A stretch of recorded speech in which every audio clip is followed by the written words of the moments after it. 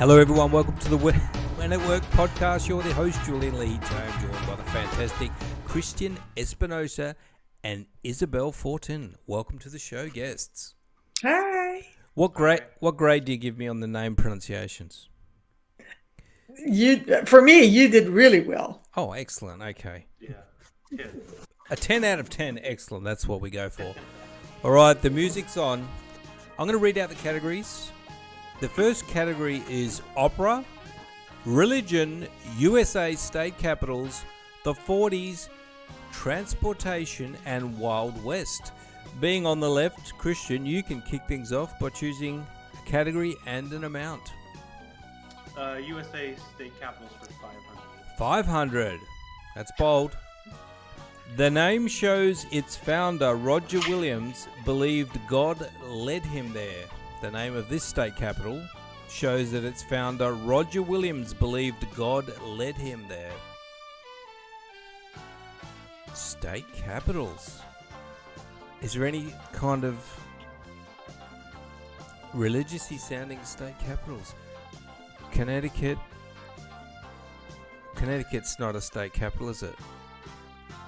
No, it's not. It's a state. What's the capital of Connecticut? Anyway, that's another question. Hartford. Hartford, okay. The name shows its founder, Roger Williams, believed God led him there. We've run out of time. Anyone got an answer? I'm going to show the answer. Providence. That was 500 point. That was why it was a difficult question. Were you still in control, Christian? If you get this one wrong, we're going to go over to Isabel. What would you like? Transportation for 300. Transportation for 300. Derived from words American, travel, and track. Train. What is train? Let's take a look. Amtrak. Should we give that to Isabel, or should we be technical? What do you reckon, Isabel? You can leave it. It's okay. I wouldn't have guessed it, so I'm okay with him keeping it. Okay. Amtrak is a train. We're going to give it to him. So that was 300. That was kind of you. All right. I'll be kind to Isabel later on. What would you like, Christian? U.S. state capitals for 200. U.S. state capitals 200. This NM town is the oldest city that's a state capital. Santa Fe. Santa Fe is correct. Well done. Wow, I'm impressed. 200 points. Christian still in control. USA state capitals for 100. 100 USA state capitals. Until 1875, its dual capitals were New Haven and Hartford. Wow. Connecticut. Isn't that amazing? We just talked about that. Connecticut is correct. Still in control, Christian. USA state capitals for 300. 300. Crossing the Delaware on Christmas 1776, Washington defeated the Hessians at this New Jersey capital. What is Newark? Let's take a look. Trenton. Oh. Worth a go. I don't live in the U.S., so I don't know. I took a guess on that one. Yes, There's only so many in New Jersey that I know. What would you like, Christian? You're still in control. 400 capitals still. Capitals for 400. It actually is 5,280 feet. What is Denver? Denver is correct. Well done. Christian. Jesus. That's wonderful. Okay, continuing on. Christian, what would you like? Transportation for 400. Transportation for 400. London's, not New York's, was the first ever built. Subway or metro. Let's take a look. The subway is correct for 400. Oh, I get one. 1, 2, 3, 4. 400. You're in touch now. Only 600 behind. What would you like, Isabel? Opera for 100. Opera for 100. The Lone Ranger's theme is the opera's overture. Is this particular opera's overture the Lone Ranger's theme? Which opera?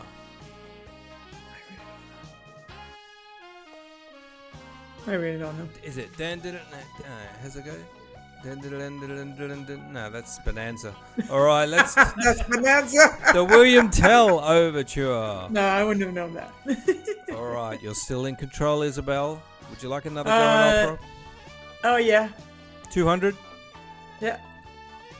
Profession of Rossini's Figaro. Figaro. Wasn't he a fisherman? Well, there's only one way to find out. A barber. Okay, now. Okay, what were the other categories? Let's try something else. I can't see them, unfortunately. I think that we are moving over to Oh, okay. The Christian. What would you like, Christian? Okay. Okay, I'll take transportation for 500. Transportation for 500, changing lines. You could have at one time ridden these from Freeport, Illinois to Utica, New York. The train? Do you want to have a guess, Isabel? I'll say boat. Streetcars. Ah. Now, I'm not going to accept that because that's a tram in Australian lingo. A tram or a streetcar is different to a train. Do you agree with that? Yeah. Okay. Yeah. You're still in control, Christian. What would you like? The Wild West for 200. Wild West for 200. She once shot a cigarette from the mouth of the German crown prince. There's only one lady that did things like that. Oh my god. Isabel, you can jump in. I have no idea. Okay, I'll give you a clue. A famous female gunslinger. There's songs about her. Okay, ready? First name is Annie. Annie? That's her first name. Annie Oakley is the answer. I wouldn't have known Heard that. of Annie Oakley. All right. No, me neither. Don't know how I know down here. Technically, I did do the questions, but I didn't see that one. All right. I think we're over to Isabel now. What would you like? Let's try opera for 300. Let's go back to opera. This opera tells the story of an acting troupe led by a jealous clown who was ultimately driven to murder his actress, wife, and her lover. Oh my goodness. The tragic clown. They did a Seinfeld episode, and the psychopath guy was dressed up in this particular character's outfit. It's on the tip of Christian's tongue. Yeah, I can see that. Go ahead, Christian. I really don't know. I thought it was going to be classical opera. This doesn't sound like classical. Time's up. Pagliacci. Never even heard of that. All right, No, you're me neither. still in Okay, so control. what are the Isabel. other categories? I can't see. Religion, USA state capitals, the 40s, transportation, Wild West. Let's try religion for 100. Religion for 100. He was the doubter among the apostles. Paul. Let's take a look. Thomas. Thomas the doubter.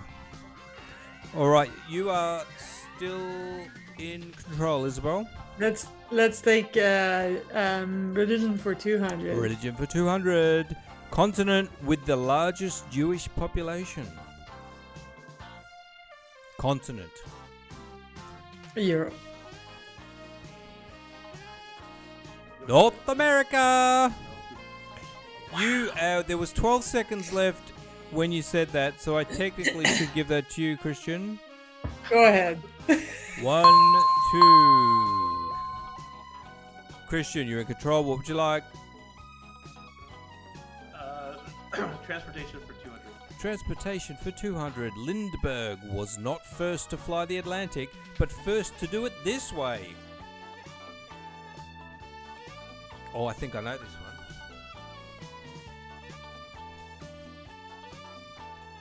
Solo.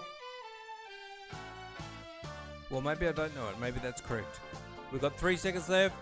I'm gonna take. Yeah, solo. I'm gonna take Isabel's answer. Solo is correct. Oh, Well nice. done. 1, 2. Isabel 600. Christian 1200. Isabel's in control. Okay, let's end transportation. So transportation for 100. 100. Type of auto engine or a tomato cocktail. What's a tomato cocktail? Screwdriver. Ah, I was going to say Bloody Mary. Oh, I meant Bloody Mary. Oh, V8. It's a V8. Oh my It's God. V8, yeah. Oh, there's a V8 cocktail.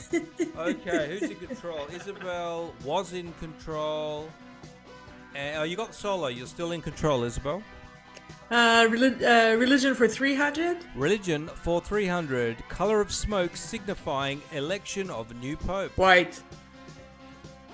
White is correct. Well done, Isabel. Catching up. Religion for 500. 400. Yeah. 400. This Buddhist sect seeks truth through concepts like the sound of one hand clapping. Buddhist sect. Zen Buddhism? Interesting. Do you have anything that you'd like to guess there? Let's take a look. No. Zen is correct. Well done, Christian. Ow. 1, 2. He goes 3, for the 4. steal. One hand clapping for Christian. What would you like? Wild West for 100. Wild West for 100. One of its newspapers was appropriately called the Epitaph. Oh, this is that famous town where there was a shootout. I think. There was a shootout in every town. Yeah, true. They made a movie about this one. Doc Holliday and all that. Yuma. Oh, I think it's Tombstone. Oh. Tombstone is correct. Okay, now who's in control? Yeah, I think Christian's is still in control. Still in control, Christian. For one more, yeah. All Unless right, he gets it.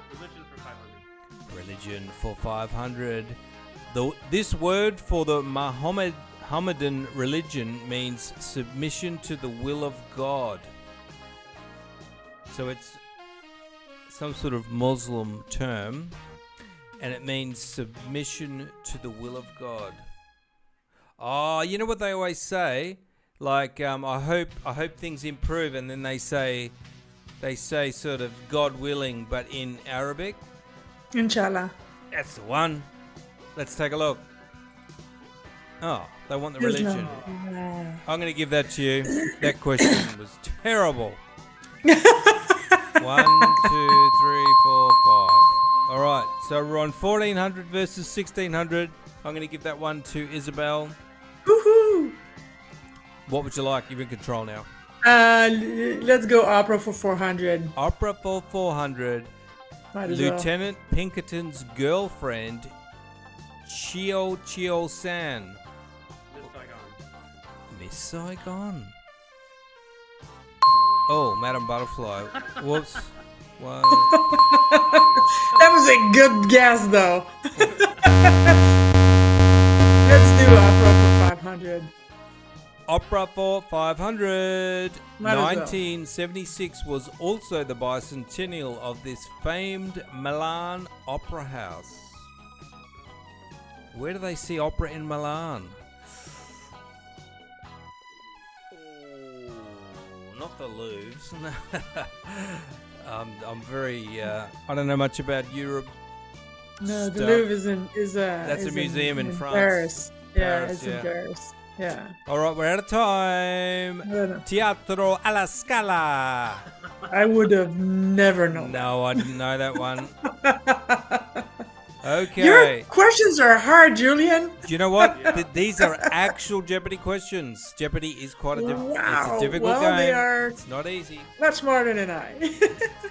Christian, I think you were in control of Wild West for 300. Wild West for 300. In 650,000 miles, the mail was lost only once. Wild West. In 650,000 miles, the mail was lost only once. I guess, is this the actual USPS? Let's take a look. The Pony Express. No. Have you heard of that? Okay, it's a thing. All right, Christian, what would you like? The 40s. The 40s. Though faster than a speeding bullet, he was ruled 4F. Just go with the first half. Forget about what 4F is. Anyone want? $1 man. Isabel? I don't know. Superman. Oh my goodness. Faster than a speeding bullet. All right, now I think Isabel's in control. Okay, let's go to 40s for 200. 40s for 200. By war's end, they had banked over 13 million units of blood for plasma. Who did that? What organization? U.S. military. The American Red Cross. Is correct. Well done, Christian. 200. So we've got 1800 versus 1400. Very close. Christian's in control. What would you like? The 40s for 300. The 40s for 300. Not his singing, but a lack of lunch caused a fan to swoon at his Paramount Theatre concert. Not his singing, but a lack of lunch caused a fan to swoon at his Paramount Theatre concert. Someone in the 40s who was a crooner and a swooner. Elvis? I think Elvis might have been still in nappies in the 40s. Or Who is Frank Sinatra?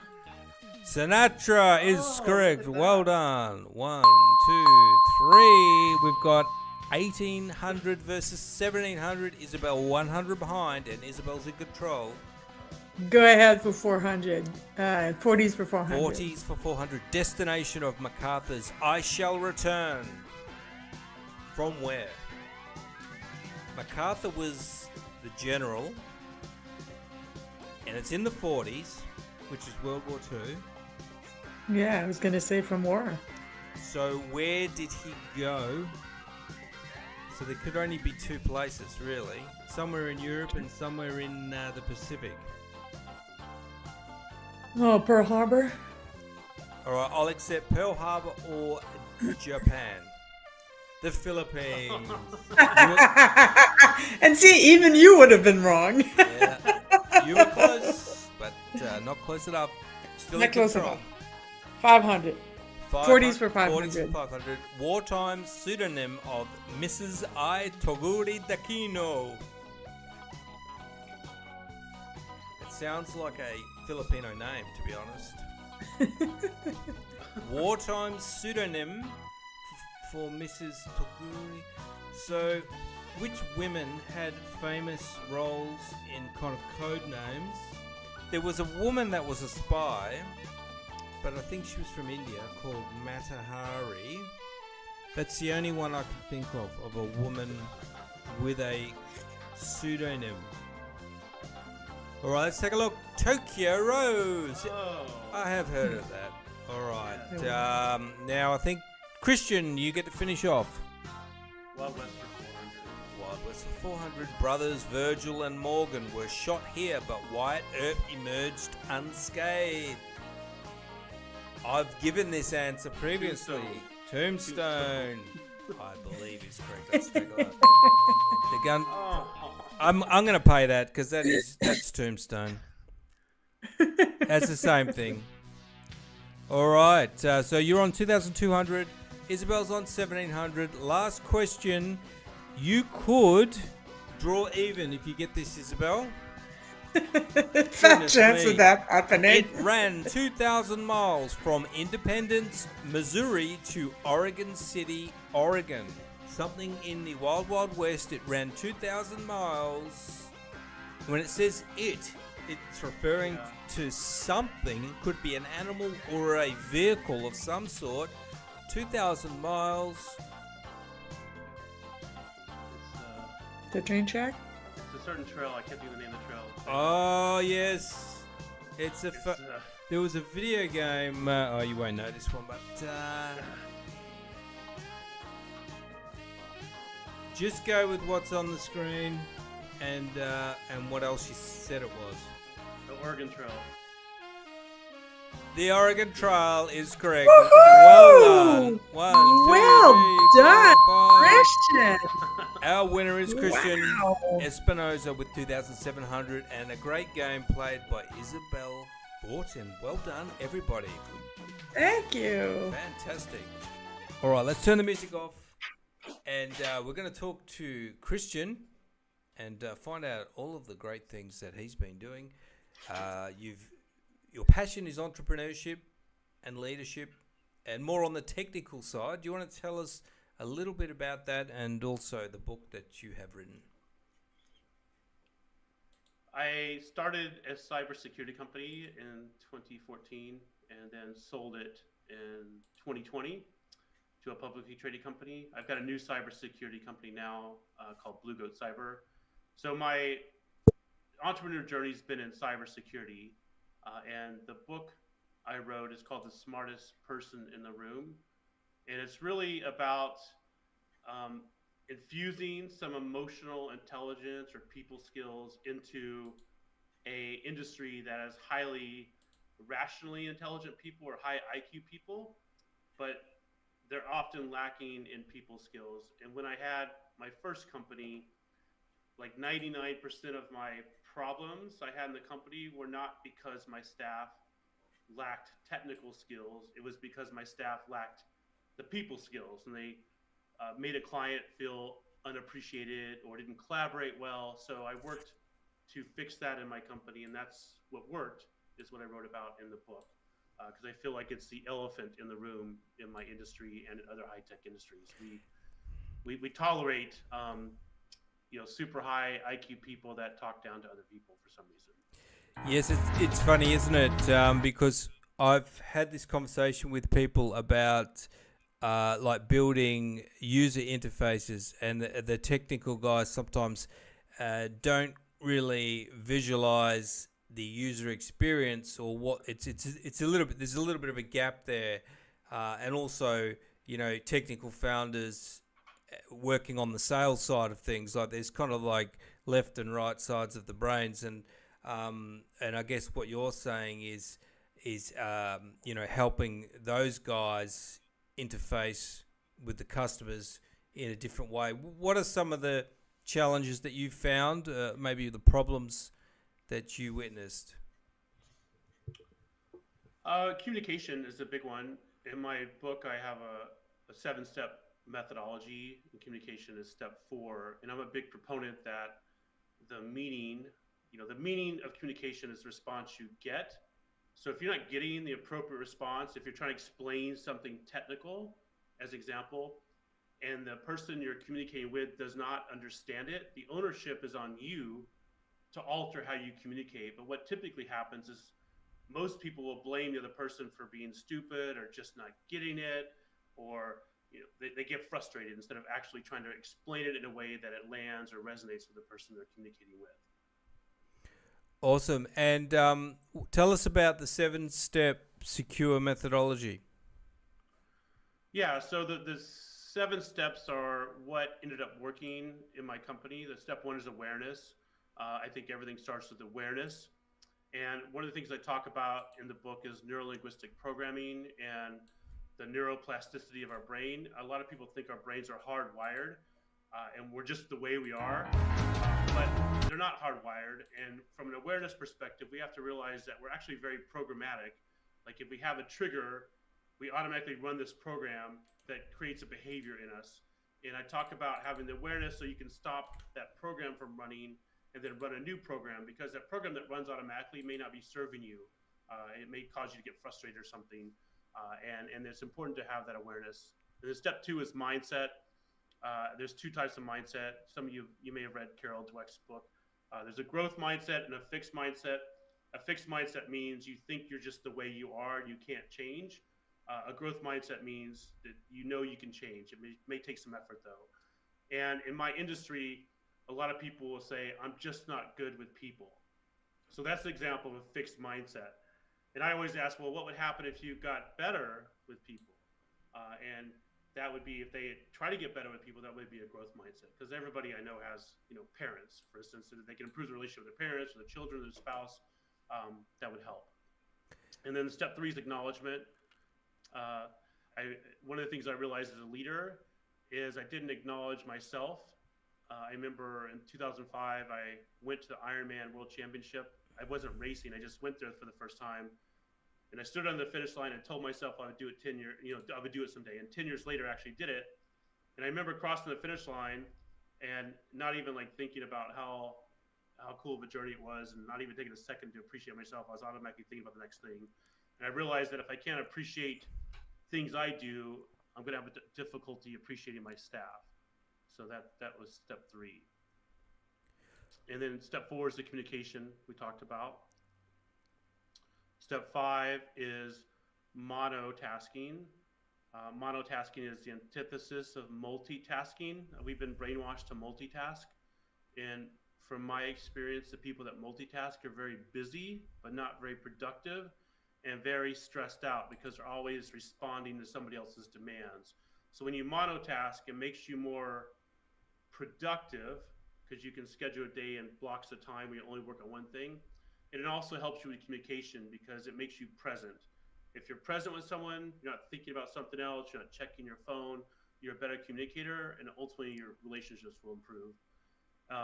Step 6 is empathy. In our society today, there's a lot of divide between, we like to have these categories and say, I'm a Democrat, I'm a Republican, I'm pro-vax, I'm anti-vax. And when we look at the world through the lens of division, it's hard to have empathy for our fellow humans. So I think it's important to realize we all have the human condition in common and look at that first instead of looking at the division. And then the last step is Kaizen, which is a fancy word it's a Japanese word for continuous and never-ending improvement. I think if you adapt the mindset of Kaizen, it helps with all the steps I just mentioned because it gives you the courage to start, because it's going to take time to get better at something, and you may actually get worse at something first. So Kaizen is about continuous improvement. So as long as we're improving on our journey, that's what matters, and that's the road to mastery. Those are the 7 steps. That I've heard that Kaizen. Toyota used that in their manufacturing process of their vehicles. Have you done any work with Toyota or just the? I have not. Oh, okay. But I like the philosophy a lot. Yeah, it's awesome. And what types of clients do you work with and startups? Well, right now I'm focused on my new cybersecurity business, Blue Goat Cyber. I'm working to grow that, and then I'm publishing my second book. It'll be out tomorrow. So I kind of put some of my coaching and leadership training on hold. I'm going to circle back to that after I get my new cybersecurity company running a little bit smoother, and then I get this book launched and get that going. But what sort of companies do you work with your cybersecurity company? Yeah, primarily healthcare companies and medical device manufacturers. I would say our niche is medical device manufacturers because a lot of new medical devices have to be approved by the FDA or by the EU MDR. So those devices need to be tested from a cybersecurity perspective to make sure that they're secure when they're released to the field. So do you have a lot of government clients, like public hospitals, or just the actual manufacturers themselves? Yeah, it's the actual manufacturer. So like a company that makes a drug infusion pump, for instance. One company we're working with now, they have this technology that can take blood and turn it into basically powder, dehydrate it, and then you can add water to it later, like in a battlefield or a situation where people need blood quickly, and reconstitute the blood just by adding water to the powder. So that's one of them we're working with right now. Another one is like an ultrasound company that has a new handheld ultrasound device. Oh, awesome. Okay, great. And what social media are you most active on, Christian?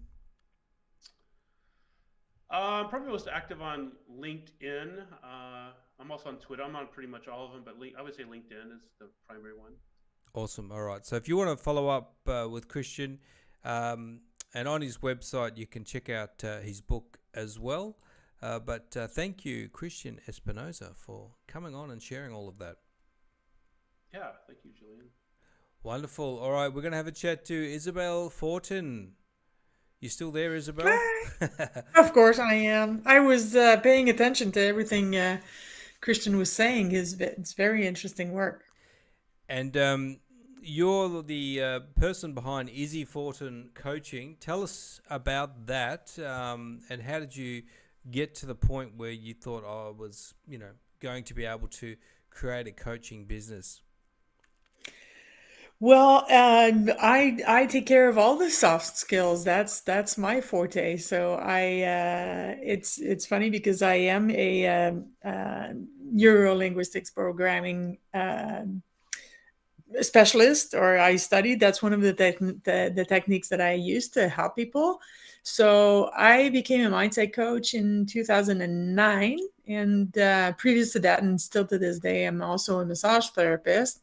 And actually became a coach because of a massage client who ended up at the end of the appointment, when she was paying and taking her next appointment, just mentioned that, although she enjoyed the massages and that it was important for her, to take care of her body, she actually came to see me because I was giving her feedback on whatever she was willing to share with me. And that's how I became a mindset coach. That's what opened the door for me to just, maybe I should go explore that. So I did the NPL and the EFT training, which is emotional freedom tapping, and holistic kinesiology training, and that's how I became a mindset coach. It says here that you are also a veteran. Did you serve in the military as well, Izzy? Yeah, I did. I joined the military right out of high school, and I served for a decade. Yeah, it was the family business. Both my parents had served, and when I joined, my brother was an Air Force pilot at the time. Yep. Oh, wow. Awesome. And what type of people are you working with mostly with your coaching? Mostly middle-aged women, but I'm open to working with anybody, but mostly that's been the people that have the tendency of coming to me, which is, okay, because that's also what I am, right? Yeah. And for the coaches out there watching, how do you go about getting clients?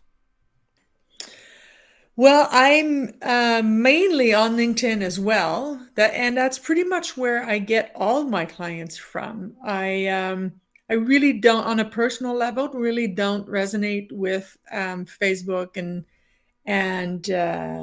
Instagram. I don't know. It just doesn't tickle my fancy. I'd rather work with professionals, and that's pretty much where they are. So, and I do big events on LinkedIn as well. So workshops, and I have a show also on LinkedIn. So that's pretty much been my main revenue. Yeah, Place. it's if you're looking to connect with other business owners, that's really the main one to do. And if somebody wants to get in touch with you and they go to your website, Izzy Fortin Coaching, and what happens next? Do they have a chat with you? They book a time? They can do through izzyfortin.com/let's talk. They can get a 30-minute conversation with me, and it's just a conversation. It's just to see, how you doing, and can I help? And if I can't, I'll try to point out to somebody who can. And on LinkedIn, it's Isabelle Fortin. So no A, because often in English, people have a tendency of calling me Isabella, but it ends with an E. Yes, so. I've been trying very hard not to say Isabella, and I think I succeeded. Almost, yeah, you did actually, and almost everybody in English wants to call me Isabella, which is really funny. But Isabel. Excellent. Well, I'd like to thank our fantastic guests for coming on, Christian Espinosa and Isabelle Fortin. It was really fun. I'm glad you had fun. That's the most important thing. That Jeopardy was a little stressful. Yeah, it was. It's not easy. Yes, it was. It's not easy. No. Well, you did very well. Not ready to go on the real show, Christian, are we? Definitely not. Well, you got a few right, and yes. So keep an eye on the channel, and we're going to be having next year a champion round where we'll get the champions back, and also the fun people like Isabel. Thanks for listening and Wonderful. watching, everyone. I'm going to wrap things up. See you next time.